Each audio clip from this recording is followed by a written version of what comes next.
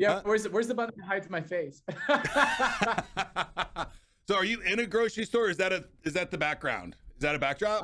No, it's one of our client sites. It's my background, but honestly, it works so well because it really does kind of look like you're sitting in a store. They cut you out pretty good. I can kind of see a little bit when you lean forward that it cuts a little bit of your hat off, but it looks like you're in a grocery store. Cool. All right. Welcome to Clicks and Bricks Podcast. We talk about the entrepreneur mindset. If you get one shot at this, what kind of shot are you going to take? If we forget who we are, they're going to forget who you are. You've got an adversity story that's out of this world. Everything from that Main Street brick and mortar to that billion-dollar manufacturer. Keith, thanks for joining us today. Can you tell us a little bit about yourself and where you grew up, where you're from? Yeah, definitely. So I am actually Nebraska born kid. Yeah. So okay. I was actually born in small town Nebraska, and then moved to Omaha, and it's pretty interesting because Omaha is probably known for I think the two things that Omaha is known for: Warren Buffett and the College World Series. And okay. It was one of those things. Yeah, I think of one-way streets and quail hunting. Yeah. That's the only two things that that's like, another Omaha, way to think those two things pop out to me. Yeah, and what's crazy, what's also unique about it is growing up in an ag state, Omaha has a deep history in food. The first frozen dinner was invented in Omaha, right? And so there's this legacy history we have of food companies and brands coming out of the bread basket of the heartland of America. And so it's kind of it kind of makes sense that you would land. I had an interest in retail pretty young. And so I was raised out of Omaha. I went to University of Nebraska. I worked for a BPO out of while I was in college, and so we built out the CRM for Fortune. I think at the time they were like a Fortune 1000, Fortune 500 retailer, apparel brand, and that was that's kind of where I fell in love with data. I fell in love with retail, and this kind of cross section of food retail data has kind of put me on the journey and path that I ended up on now. Right. But you had, so I read your bio a little bit, and it looks like you started in retail and then did a little bit of journey in tech for a while, right? Was that the CRM stuff, or did you have a tech company that you founded as well besides RetailAware before this current situation? Gosh, I had going into college, I had a tech support business. And so, which this was back in the PC laptop days, right? Right. And so like, is that era over? Yeah. Like, are we just tablets now? The laptop days are here, but we were working on desktop PCs and kind of our big innovation. And what's curious about it is like what we ultimately came up with was like Uber for tech support. And so we had remote techs that could remote into PCs. And so we would find these guys on like Craigslist and, or whatever. Right. And we give them some CompTIA tests or whatever, make sure they were certified. And then we'd have them like remote into, people would call in a 800 number and we'd remote into their PC and get rid of whatever virus. Usually it was malware, viruses. Right. People are notorious for clicking all the things that they shouldn't click. If you remember, I don't know, it doesn't feel like it's as I still live in that world, man. It's still a very, very big part. I run a 24-hour day, 24/7 not tech support company. So we're still dealing with grandmas that click on something and get a virus. Like, it happens. They can't help it. They can't help it. Every single day, right? Yeah, and it was a great, learning experience for me.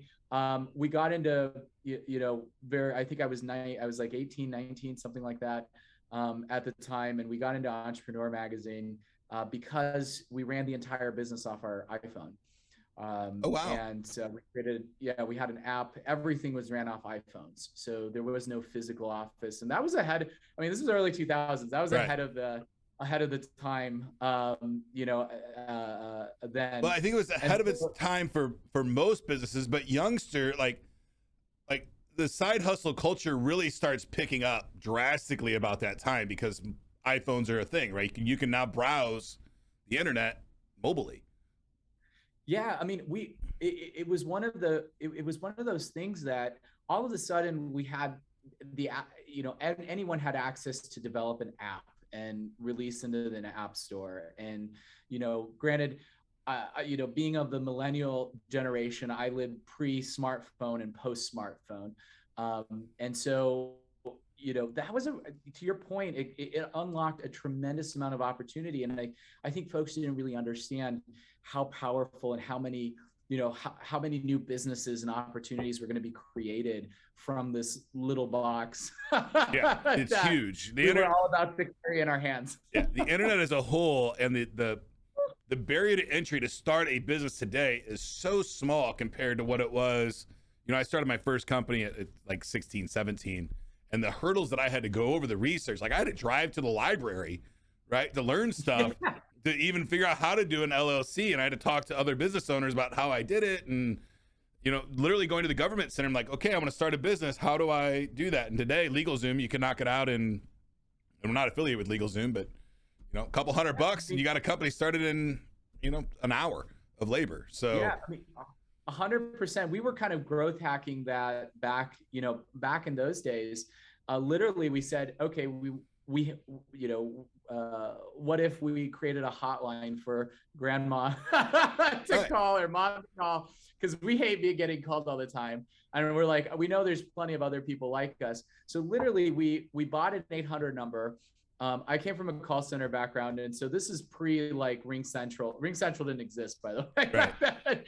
And so, but we bought an 800 number and we bought some Google ads. Literally, I think we spent like $100, $100 on Google ads. Yep. And like we said, hey, do you have virus, malware? Do you need computer repair? And people like called and people clicked on it. And, and that was how we started. And I think today, that same concept of, one of the things I always encourage people to do is like, you talk about minimum viable product, get something out in the world. They're so easy to set up a website, put it out there, get a form, validate that people want it. And back then it would have been Google ads. Now it's TikTok or whatever the medium is to reach, consumers. And I think that to your point, there's just it's even become so much more frictionless now, and which is really, really exciting, because I think if you have an idea, you can turn it, like with no code solutions, you can build an app without ever knowing how to code. Absolutely. And that's going to create a whole nother generation of entrepreneurs and folks that are really, really good problem solvers that maybe haven't had the tools to build software in the past. Right. I actually have a funny story about this tech support. So I have a company and we do help desk for corporate customers, and we struggle with our advertising and our marketing so that we get the right client, because we have residential customers calling us all the time looking for one-off support, and like, oh, that's not really what this company does. And it's some things in today's world are so easy, you accidentally get customers, right? Like you could accidentally start a company today just by throwing up a website and just to see if you don't even have to have it all figured out. Just see, are people going to call if you offer this kind of service? Just put in the bottom, hey, we're not serving customers yet. Just get on the list, right? And when we're ready, then we'll start servicing you. It's amazing how easy it is to start a business today, and people are still saying that it's really, really hard. My first company, I opened the yellow pages and started calling people in A, right? And I got to P before I got my first client. But it really is, and again, it really is, democratized. But to your point, I think that the whole, what you do to start today is it's a good example is like the retail space, right? Like historically, retail was about demand generation. Like we put stuff, we get shoppers into stores and they buy stuff off our shelves. Like that was the old mentality of retail.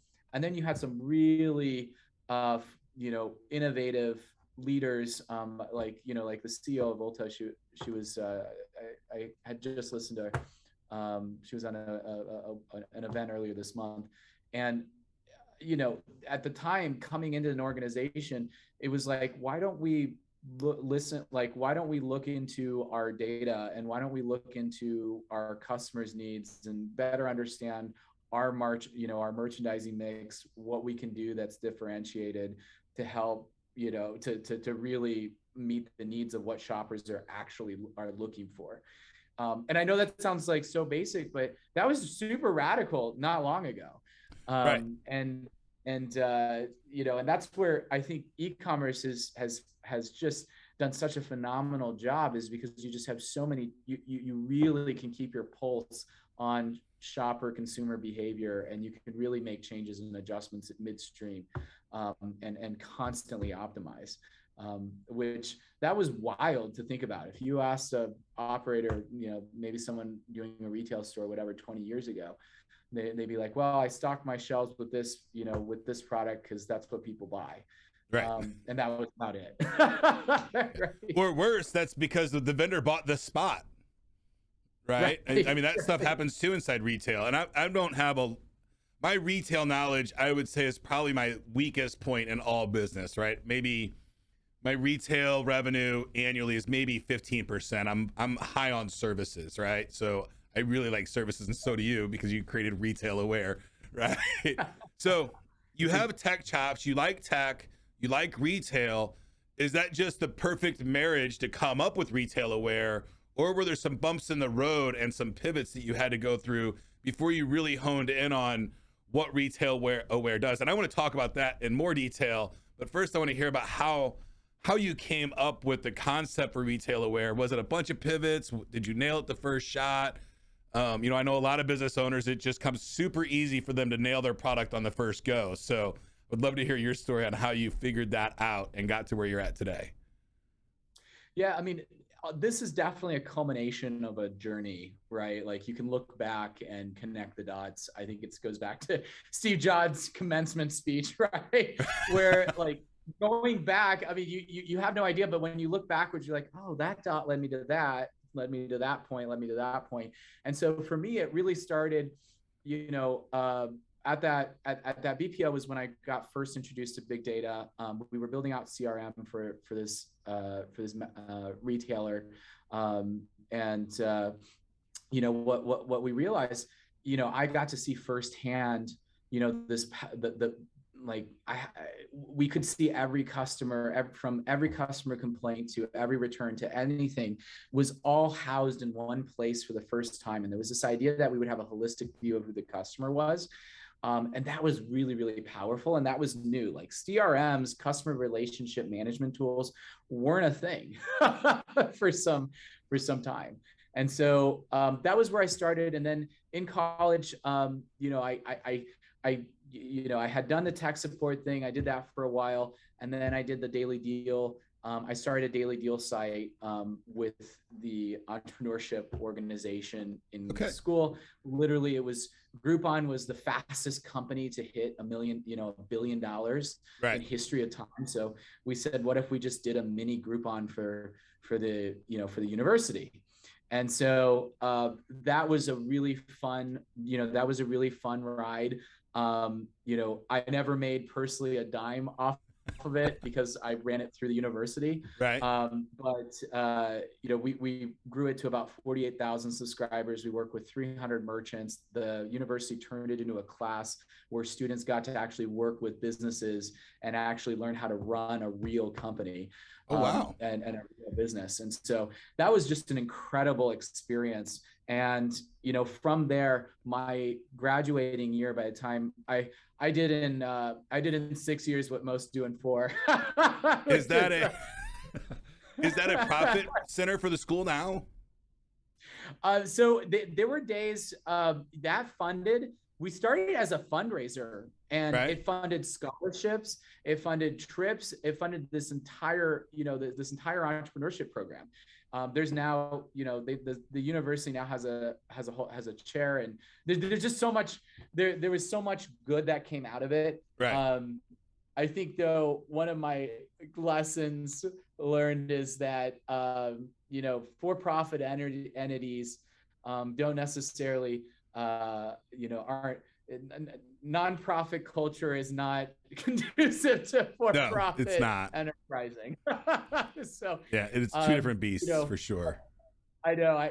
And I had some folks that had encouraged me to take it out and run with it on my own. And at the time, I had no plans on going into entrepreneurship as like a career path, right, or whatnot. I just knew that I love starting things, and I love and I love building these relationships. And I saw what was so great about that business was the fact that, our merchants got access to university community, and so they would win. And then students won because they got real life training. They got actual scholarships out of this. Like we paid them in scholarships. They got to go to, conferences and get experience that they normally wouldn't have. Right. And so it was this, and then the community won because these deals were great. Like we got deals that no one else could get because we were, warm, fuzzy college students, Right. And so and you got the door open because the door's open because you're providing scholarships and all this other stuff, right? So it's a win-win for everybody, right? Yeah. And so it was like it was just a fantastic business model. And so, there was, I think one of my favorite things that we took down, there was a beer festival. And literally, like, we sent so much, we took down the site. Well, selling beers to college kids is not some crazy kind of feat that you accomplished. There's no secret sauce there. College kids are going to drink the beer. So yeah. And so I learned a ton through that. And I had kept working. So I was this really crazy kid. I mean, I worked full time. I started businesses. I took classes as full time as I could. So I was very much a non-traditional student, and I didn't really have, I just took classes and courses that were of interest to me. I started in, I started thinking I would go into computer science. And then I took one class there. I'm like, this feels like I know these, I know a lot of these fundamentals. So right. I'm like, so I went over to business college and say, I really would love to learn, about, marketing and business. And so that was a really interesting, path for me. But my graduating year, I had a professor that encouraged me to enter the business plan competition. And so I didn't have a business at the time. And so it was January, and he said, you have 3 months. And so why not? And, right. But so it's a business plan, right? It's not an operating business that you have to just the plan competition. Okay. Yeah, I'm an overachiever. So I had this idea of just putting screens in waiting rooms and selling ads. And this was, 2000, early 2000. I don't want to date myself. I'm actually a lot older than I look. But I will say that I made an appointment with my, with my old orthodontist, just so that for a rebrace, just so I could get his opinion on the idea. Right. I pitched him on the idea of putting a screen, and he's like, well, there's these things I tell my patients all the time, like how to brush their teeth and don't eat popcorn. That, would be really great if you could just remind them, if you had some educational content and while they're sitting and waiting anyways. Right. It's like, I really hate the TVs in there anyways. So, and I said, great. So that was where I had to, we started from that. I had a few locations, had some paying customers, sold some ads, and entered the business plan competition and won. And something really wild happened.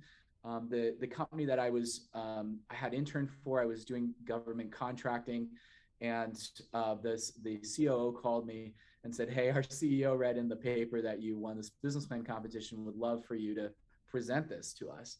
And, you know, I had just gone from an intern. This was a $250 million company. And Right. I'm like, what are you going to say? No. You go for And it. Swing for the fences. yeah.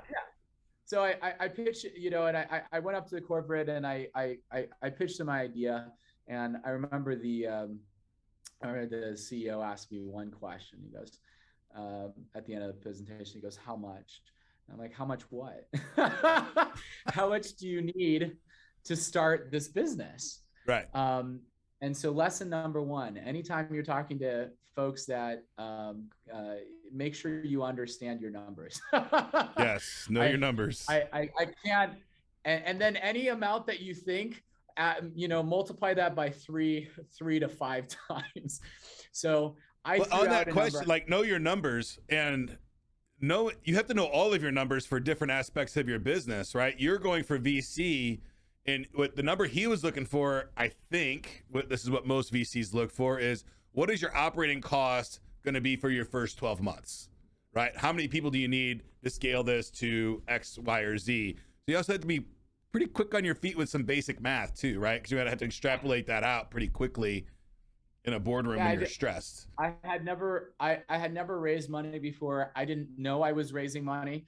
And so I you know, a kid barely legal, able to buy alcohol. I said, you know, and I'm just like, well, you know, this 100 grand sounds like a lot of money. You can buy a house with that at that time. So I said 100 grand. And I remember him just like laughing. And he turned to the CFO was there and he said, and he turns to me, he goes, you're fired. And he goes, and he told Dennis, he's like, Dennis, cut him the check. And he's like, this is your life now. And that was how, you know, I got into the space. And so they had a chain of convenience stores. And so they became my first customer. So like we put screens in the convenience stores to sell ads and to sell product.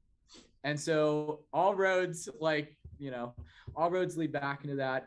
And then our next big break, you know, we got into a big box store and the store would buy we grew into a digital signage integration company. So we were doing hardware, software, design, installation, support of these signage systems. And so think like product displays, digital menu boards, building directories, those types of things. Right. And our big break was that we got a PO from a big box retailer. And so they were actually buying displays to sell to brands. And so that was where I got first introduced to this whole world of shopper trade marketing and in-store.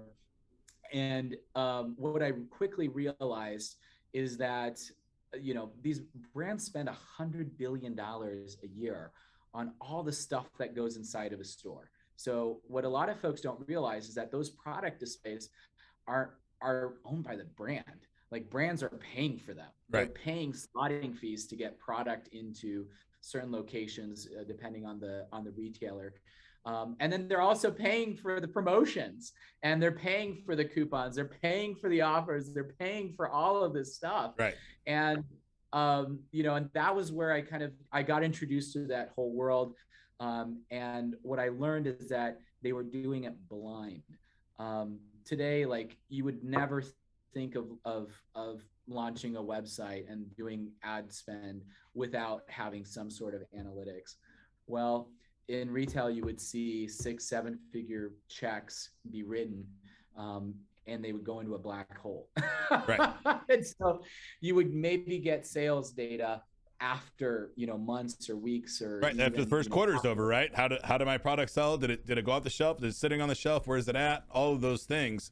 And I think one important thing to take out of that whole bit for the person that's out there that's wanting to get into retail, everything in this life that I'm aware of is a pay to play game, right? If you're not willing to pay, you're not going to get the shelf space. You're going to take some risks. You might get some local grocery stores that can carry your product, but you got to have something special to get that shelf space, especially in the big box and the grocery stores. Yeah, absolutely. I mean, the main thing, I think that there is a misconception for folks that are trying to break through in retail that getting onto the shelf is the hardest part. that's step one. Right. The actual hardest thing is getting that second order, right? Getting that second PO. Because you have to sell out or they're not going to buy it again. Yep.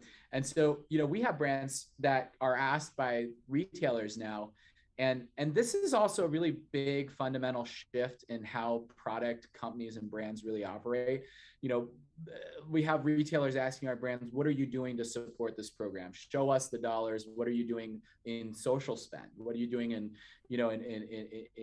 other activities and campaigns and promotions to support this rollout? And in exchange, we're going to give you this, right? Right. And and that's one of the bigger things about it is like brands have increasingly evolved to become media companies.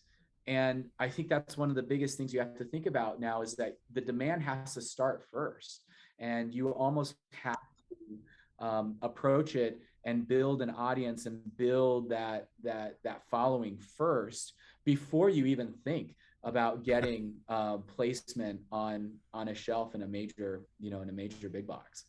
Yeah, it's build an audience and then sell them stuff, right? Don't go out just trying to get people to buy your thing, right? You've got to create that audience first, then you can start selling, or know who they are at least, right? I mean, if you're selling a sports cooler, you're not going to try to do that at Bed Bath & Beyond, right? You want to build that audience first. I'll give you a really high, high level view, just because it was recent. So Spanx was the original shaper, right? Okay. Like it was the original product in its category. The gal that launched Spanx created that category. And I think they just recently sold for a little over $1 billion. Right. And that was a 10-year journey for her. And the lady's name escapes my mind, but I do know who you're talking about. Yeah, you know who I'm talking about. Yeah, it's a pretty famous story. Yes. And, and then Kim comes with her built-in audience, right? Launches a competitor, Skims, and in less than 2 years is valued at almost $4 billion. It's like 3.6 billion. And so I really think from a branding perspective, that really shows the power of built-in audience. Like in the past, it was about the product. Now it's about the audience. Absolutely. It is huge going that way. The promoters can kick off a brand and keep the margins for themselves, right? They don't just take an endorsement deal today. They can take the whole product, right, and run with it because they have the eyeballs instantly. And it's just the operational side, which is becoming more and more automated as we go. Now, diving into Retail Aware, what is it? What does it do?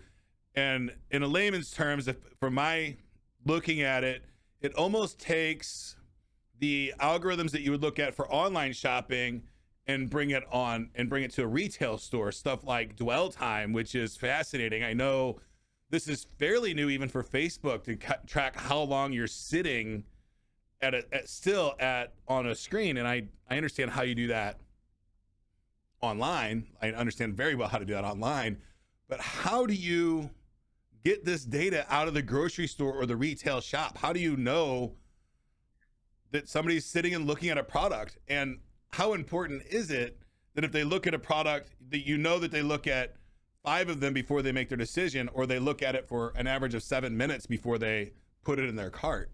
You know all that data? Yeah. So taking a step back, in the highest level, in true layman's terms, RetailAware, actually, we work with retail brands to track and measure activity around their product displays. And so what we're really trying to do is help optimize this what we call trade and shopper marketing spend. And what we're doing, we have this optimization engine that we've developed that really brings in real-time insights from across channels, from across these stores. And we collect, we use a variety of data sources, but our primary data source is our own proprietary Sense device that we've developed. I've got one right here that uses motion, light, and contact. So really, really simple in sensing technology. We combine that with AI on the back end, and that helps unlock the metrics that our digital marketers are used to seeing. which is how many people walk by, impressions, how many people clicked, maybe put that in their shopping cart. We call that engagement. And then this quarter, we actually are releasing dwell time. We currently have it testing right now in beta, but so with those three things, you can actually start to better understand what is your conversion rate, how are your programs performing, and you can shorten the feedback loop in terms of from the waiting to see results from when I get my sales numbers to I can actually see in real time. I can identify and make changes and see how campaigns are performing, just like I do online. I will add that we are increasingly doing a lot more around retail operations too. So we categorize our business in 3 areas. Number 1 is brand insights. So that's helping brands understand, what are shoppers responding to? Is this product display driving more traffic? Is it driving more engagement? Are shoppers stopping longer, right? And then, we ran a price promotion and, we didn't see a change in velocity, right? And then number 2 is retail ops, and that has to do a lot with out of stocks. And that's been driven by broader supply chain and labor shortages. And so single thing that I hear consistently from clients is help me make sure my product is on the shelf.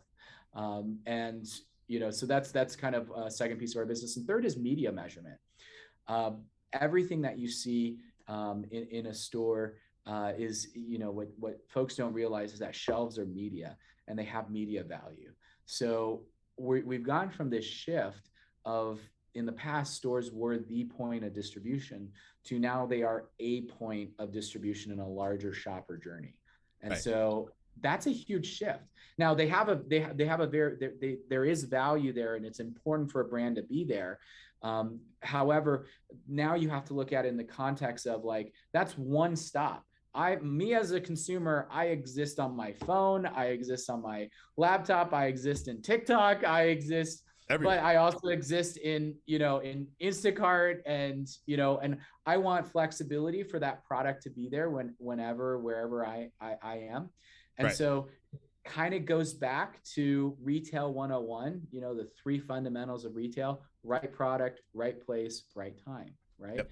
And so we're really kind of helping bridge that gap, and just you put it so perfectly, really driving online discipline to in-store programs.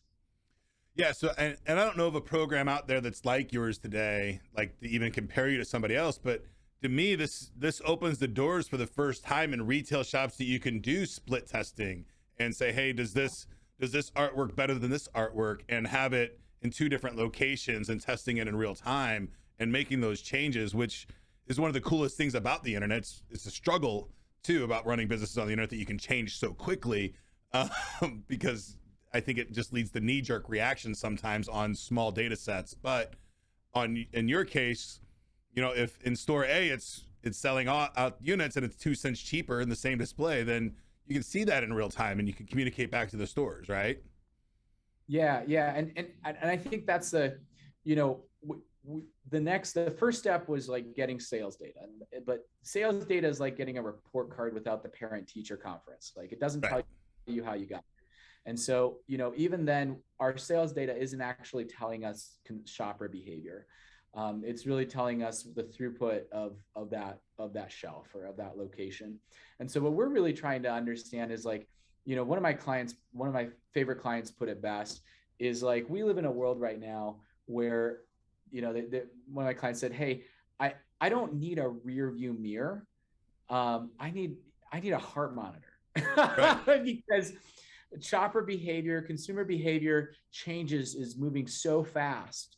And there's been so many shifts, and, we just came out of a global pandemic where we saw dwell times, for an industry that was calibrated to keep you in a store as long as possible, to where people were running in and running out with larger basket sizes. They were buying more stuff in less trips, and trying to avoid everybody else. So you know, there's been just a dramatic shift, and so it really kind of exposed you know, the holes that we had in this idea. And so we're at the end of the day, to your point, like how do clients, how are clients using this data? It's the same way that they would do online. Like now they can do real-time baselining, so they can actually see, so I can get a baseline, I can make a change, and I can see how that change impacted, overall performance. I can do A/B testing. I can start to do attribution. So I can attribute certain promotions. I might be doing digital promotions, and I can start to see whether I'm driving people to the stores or not, right? And there's also some categories that are a little bit more difficult to be DTC. And so, there are categories like beverage and refrigerated that still kind of are still very store and physical store driven. And so, and that this really helps, uncover a lot of that, a lot of those changes for them. But fundamentally, it goes back to, whether you're a CPG or you're an electronics company or, you're a small business owner, you have to have a real-time pulse into your business. It's the nature of the game. Right. Absolutely. You have to have it, or you don't know what to do. You just stick in gridlock. Now, I'm running a little bit short on time today, and I would love to. I could talk about this kind of stuff forever. But I watched a couple of videos on your website before we jumped on today's call, and only because it's one of my favorite brands is Popcorners, and I saw that in one of your ads. Between the two people, would Popcorners be your customer or Quick Trip? Like who's your customer there? Is it the actual consumer goods producer, or is it the retail store? So today we work primarily with brands. So with the consumer product companies, with electronics, home appliance, those types of folks that are producing products. However, we also work with retailers, because at the end of the day, we're working with their merchandising teams and their buyers to say, this is the right end cap for that product, right? Or this is the right location for that. And at the end of the day, it's really about, retailers win because they're selling more product. The brand wins because they're strengthening their relationships with their retailer partners and helping provide a game plan for them. So, right. And also some retailers have brands as well. So we work with private label brands at retail that are owned by retailers as well. Okay. And if somebody wanted to work with your company directly, how would they get in contact with you guys? Yeah, it's super easy. Easiest way is to head to our website, RetailAware.com. We've got our contact information on there, as well as our 800 number. And, and I think we're going to be bringing back live chat at some point here soon. Yes. Labor shortages are a problem. Yeah. And I think the bigger takeaway from this too is that I think there's this misconception. What really made this so compelling was the fact that we've eliminated a lot of the barriers that to do this. We don't actually use cameras, so we're actually more. We tend to think that privacy leans towards that direction. So it's also easier for us to implement. And a simpler technology, simpler solution. You always try and find what's the simplest way to answer your data question. Right. And so that's kind of the path. That's the path that we've chosen to go down. Wonderful. Absolutely. I think it's fantastic. So one of my core values in life is don't know. If I don't know, I don't go. And that keeps me out of a lot of retail situations in the past, right? Because I know I can buy a truck full of socks and they will sell, right? But if I'm trying to do a new product or something new, you got to put it out there, and you just don't know if it's going to sell or not. And you have at least created a way to test the waters on a small scale or larger scale to say, hey, if I do, if I move these around, what's going to happen? And I think that's phenomenal. Thank you for creating this technology. I think it's huge stuff. And you got quite a few, you're deployed in quite a few locations today, right? With quite a few brands. Is that? Yeah. So I wouldn't call you a small company at this point anymore. Yeah, we're still relatively early. We are a venture backed, tech.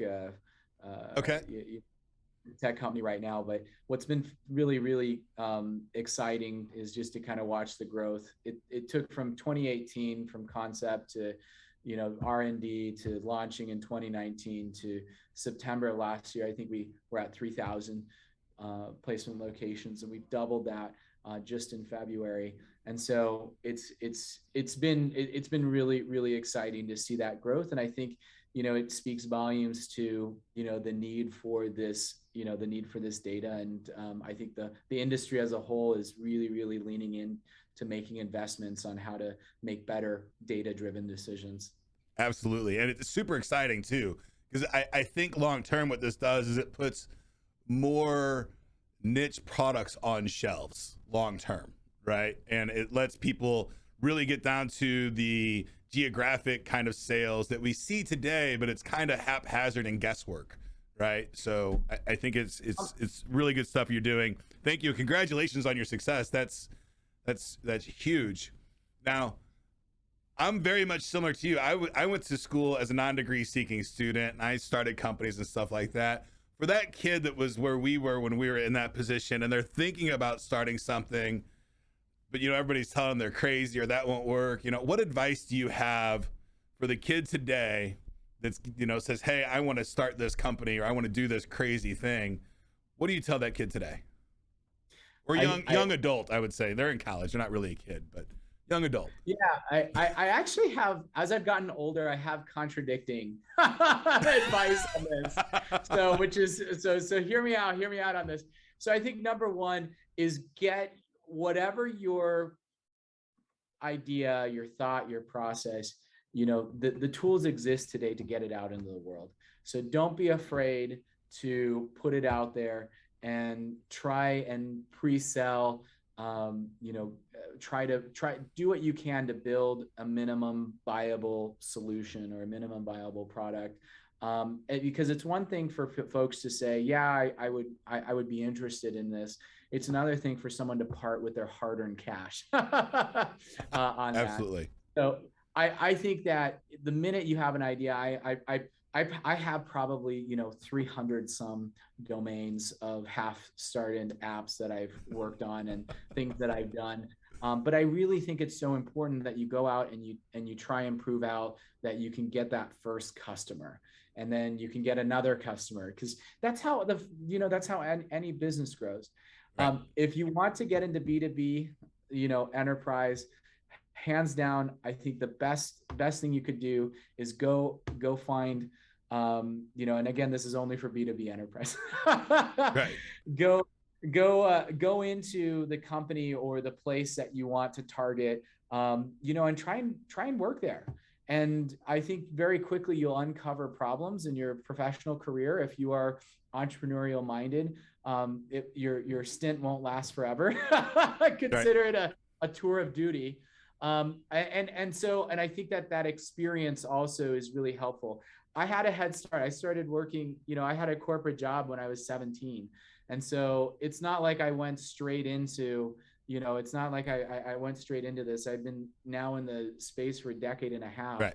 And so, and I think just a 15-year overnight success. Yeah. For exactly. Totally get it. One last question. Was $100,000 enough?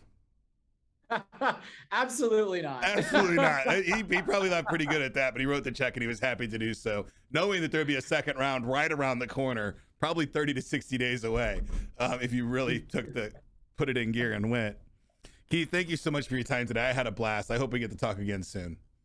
Likewise. Thanks so much. That's it for today's show, folks. If you'd like to join my text line community, the number is 314-370-2871. To join that community, all you have to do is ask me any question about business or technology, and I will do the research and give you an absolutely free, unbiased answer. Get to work.